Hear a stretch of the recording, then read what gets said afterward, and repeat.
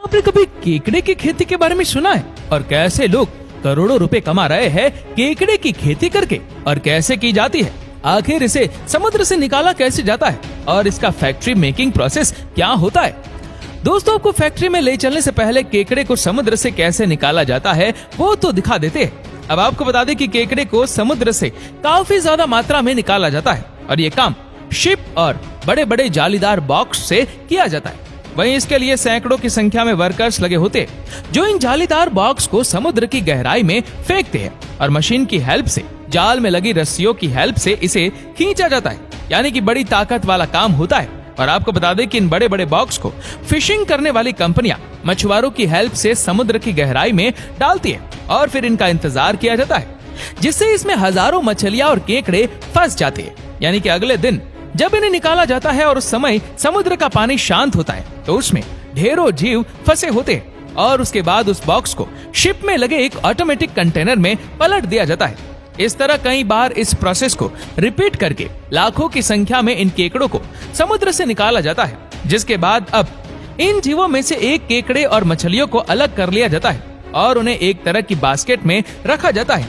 वहीं केकड़ों को उनके साइज के अनुसार अलग अलग भी कर लिया जाता है और ये केकड़े छोटे से लेकर बड़े शेप में होते हैं और ये खतरनाक भी होते हैं। इसीलिए इन्हें अलग करने के प्रोसेस में वर्कर्स को हाथों में ग्लव्स पहनना जरूरी होता है। इससे केकड़े डंक नहीं मार पाएंगे और वही यह काम बहुत ही सावधानी से किया जाता है। अब इन्हें साइज के अनुसार अलग अलग कर लिया जाता है। इसके बाद इन केकड़ों को शिप पर ही एक जगह फ्लो हो रहे पानी में डाला जाता है और ऐसा इसलिए किया जाता है जिससे इन्हें वॉश किया जा सके। इसके बाद इन्हें बाहर वर्कर्स की हेल्प से निकाल दिया जाता है और इसके बाद इन्हें बर्फ में रखा जाता है जो एक बड़े से कंटेनर में भरी होती है। अब आप सोचेंगे कि आखिरकार इन्हें बर्फ में क्यों रखते हैं, तो आपको बता दूं, इन्हें बर्फ में इसलिए रखा जाता है क्योंकि इन्हें फैक्ट्री तक पहुंचाने में काफी ज्यादा वक्त लगता है। अगर इन्हें बर्फ में नहीं रखा गया तो ये मर कर सड़ने लगेंगे और कुछ देर के बाद इन्हें बड़े बड़े गड्ढे में पैक कर लिया जाता है जिसमें नीचे पन्नी लगी होती है। यानी इन केकड़ों को पैक करने के बाद पन्नी से ढक दिया जाता है, जिसके बाद गड्ढे को सील कर दिया जाता है और वर्कर्स की हेल्प से इन्हें बड़े बड़े ट्रकों में लाया जाता है। फिर उन्हें फैक्ट्री में लाया जाता है और फिर अनलोड कर दिया जाता है, जिसके बाद केकड़ों से भरे गड्ढे को फैक्ट्री में एक जगह पर रख दिया जाता है और इसके बाद शुरू होता है इन्हें प्रोसेस करने का काम। और इसके लिए सबसे पहले वर्कर्स इन गड्ढे को खोलते हैं और फिर इनमें से केकड़ों को निकालकर बड़े से कंटेनर में डालते हैं जिसमें बर्फ भरी होती है। इसमें केकड़ों को इसलिए डाला जाता है क्योंकि जरूरत के हिसाब से इन केकड़ों को प्रोसेस के लिए निकाला जा सके, क्योंकि इसका प्रोसेस काफी देर तक चलता है और केकड़े भी खराब नहीं होते।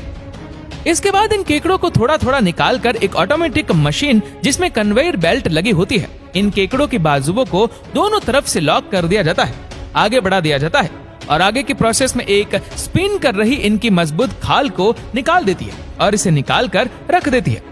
वहीं आगे जब इसे बढ़ाया जाता है तो वहाँ पर एक पानी का फव्वारा लगा होता है जो पानी से केकड़े के अंदर की गंदगी को साफ कर दिया जाता है और फिर इन्हें आगे कन्वेयर बेल्ट की हेल्प से बढ़ा दिया जाता है, जहाँ दूसरी तरफ ये कटर मशीन लगी होती है जो इन केकड़े के बाजू को धड़ से अलग कर देती है।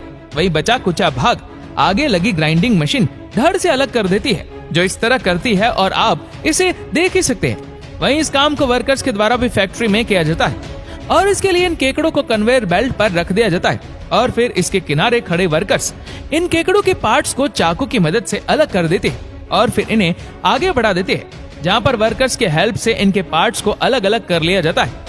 अब उसे बास्केट में रख दिया जाता है और जब ये काम पूरी तरह से खत्म हो जाता है तो इन बास्केट में रखे केकड़े के पार्ट्स को पैक कर दिया जाता है। इसके लिए ये काम वर्कर्स की हेल्प से किया जाता है और इन पार्ट्स को एक पॉलिथीन में रखा जाता है और फिर इन्हें बांध दिया जाता है और इसके बाद इन्हें पेपर के बड़े बड़े गड्ढे में पैक कर दिया जाता है और फिर उन्हें टैप की हेल्प से सील कर दिया जाता है। अब जब ये काम खत्म हो जाता है तो वर्कर्स की मदद से इन बड़े बड़े गड्ढे को एक जगह पर इकट्ठा कर लिया जाता है और आपको बता दें कि जिन गड्ढे यानी कि बॉक्स में इन केकड़ों को पैक किया जाता है उस पर केकड़े की प्रोसेस करने वाली कंपनी का नाम होता है।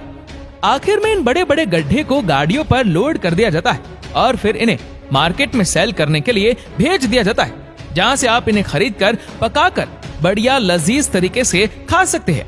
वैसे आप इन्हें मसाले के साथ ट्राई कर सकते हैं और सॉस के साथ इन्हें खा सकते हैं और ये काफी रिच प्रोटीन फूड होता है। ये काफी ज्यादा डिलीशियस और मसालेदार होता है।